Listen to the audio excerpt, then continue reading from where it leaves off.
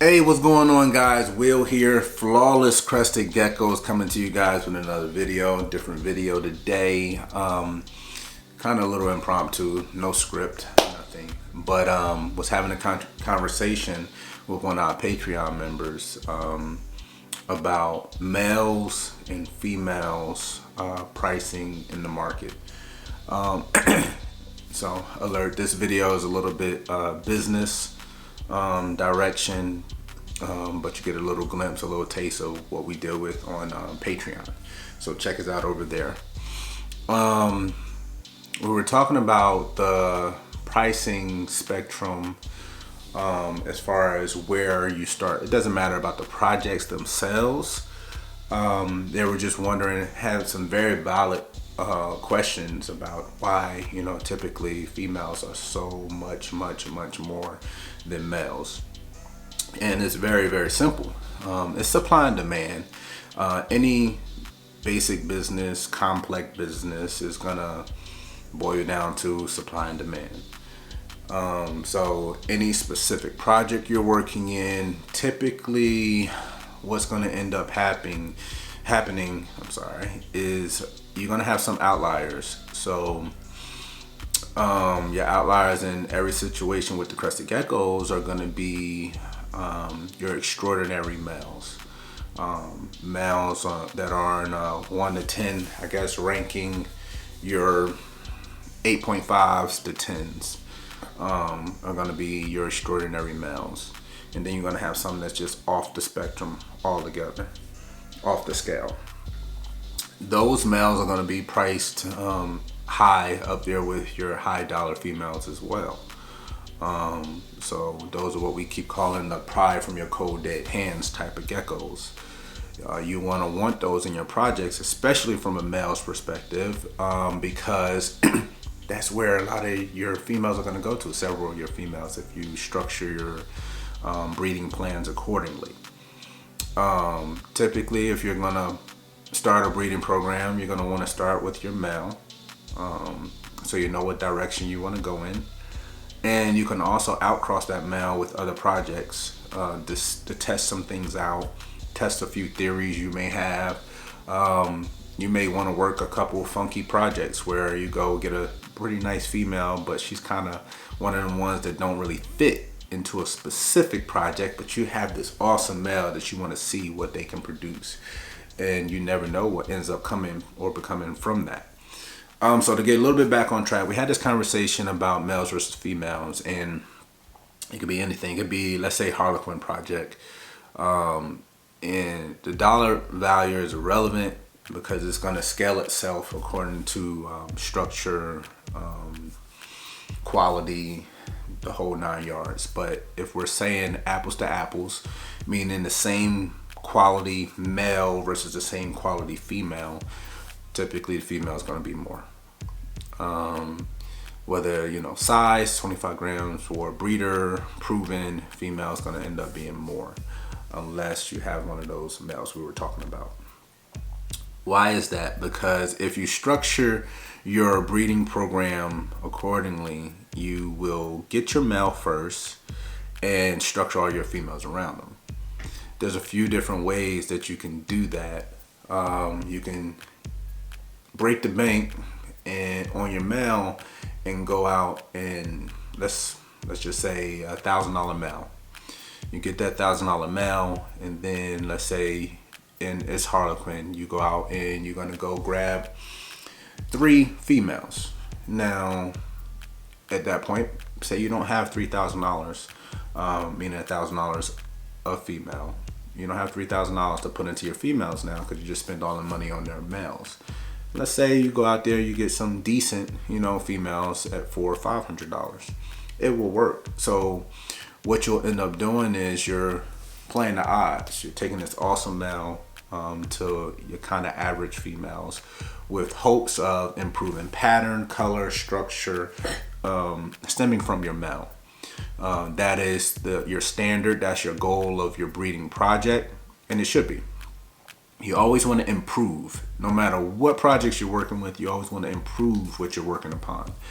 So you may have out of the project, half of your babies end up being similar to your male, or maybe he outproduces himself. Maybe there's genes there at play that makes the offspring outproduce the parents. You're winning on that. You're gonna have those holdbacks, and you're gonna proceed from there. But when you sell the babies that aren't your standouts, you got to reinvest back into your program, which is what we were talking to a Patreon member about. So you're going to sell everything that are not your keepers or holdbacks in hopes of eventually upgrading your females. Then what you're going to end up doing is, you say a season or two, you end up upgrading all three of your females. You may put them on the sideline, hold on to them for a little bit, because we don't breed our females every year. We have several females we don't breed. And then we also, give females off seasons. So when you create such an inventory where you can pick and choose different types of breedings you want to run with, you have different luxuries to move forward with. So back on track, you sell all your non-acceptable to your program females and males off those breedings. You recoup some of your investment back, maybe half your investment, maybe your entire investment, and then you start improving on your females. So now maybe you recouped enough to get one or two females. So you get one or two females that are on par with that male that you have. Now another 2 years, you're breeding those two females, and now you're outproducing the pair altogether. So this is kind of what we've been trying to do within our own circle here, but we go a step further. And when you start doing that, you also start looking at outcrossing with other lines within that program. So if you're working with Harlequin and then you come across another gecko where someone's either selling or they're upgrading themselves, and they decide to sell a gecko that you've been eyeing or that you've been a huge fan of over years, months, whatever it may be, and you acquire that. That does not mean you put your prior male on the back burner yet.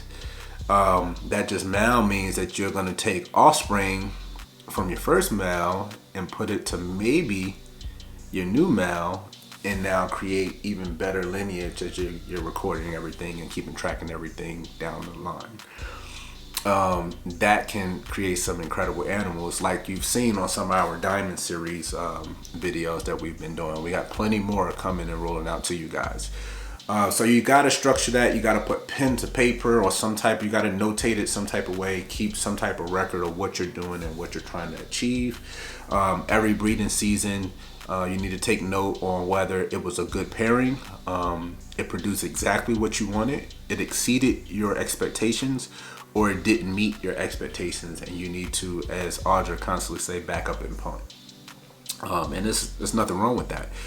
This is all about experience. Everybody's not going to have the same vision. Everything that you breed is not going to be incredible. Some people are looking for specific things. What the big message we want to get out to everyone is, no matter what your focus is, there's somebody out there that has the same focus as you. Therefore, your byproduct of what you're producing, including your outstanding production, somebody is going to want them, which leads to another focus of reach, increasing your reach in the masses. If I go in a room and there's 100 people in a room, then I can reach 100 people, theoretically speaking. But if I go in a room and there's 1,000 people in that room, theoretically speaking, my reach could be 1,000 people, which it goes deeper down a rabbit hole of, shows versus online, because that's the same concept. Shows will be a room concept of however many people. Online is kind of endless because anyone can reach you, just like you guys are seeing us right now. We like to do a healthy supply of both, but that's a whole nother video. So the main message is constantly upgrade your male and your females. Put more focus into your males, and as your budget increases, or as your budget allows, increase your females first, because you can always produce your next male. But once you get to a healthy supply of inventory of geckos, you're going to have to reinvest into another male, into new blood.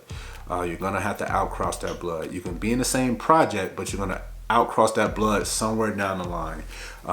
We've done it several times. We've imported blood from all over the UK, the Netherlands, everywhere, because they had certain geckos we wanted to get into our program. So it is completely fine to be a fan of certain geckos. It's completely fine to be a fan of certain breeders. We welcome that. Be a fan of us, we hope. Also hit that subscribe button. Again, if you guys like this type of content where we talk a little direction, a little bit of business, there's nothing wrong with making money with reptiles as long as you do it responsibly. Take care of your animals. We love our animals, and they're providing a heck of a life for us, so we need to provide a heck of a life for them. But again, it's Will, Flawless Crested Geckos, and actually we are not out. Check us out, Cinco de Mayo, Friday. We're doing a huge giveaway. I believe it's over $500 giving away. So if you guys are one of the watchers, even if you're not a Patreon member, we are giving away money just for watching. So definitely tune in.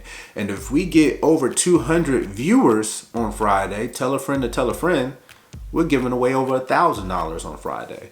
So share this video, be there, positive environment, positive groups of people, nothing but positivity over here in this camp. And we welcome you, and come join the family Friday, 9 p.m. Eastern Standard Time, Cinco de Mayo. Giveaway time, we out.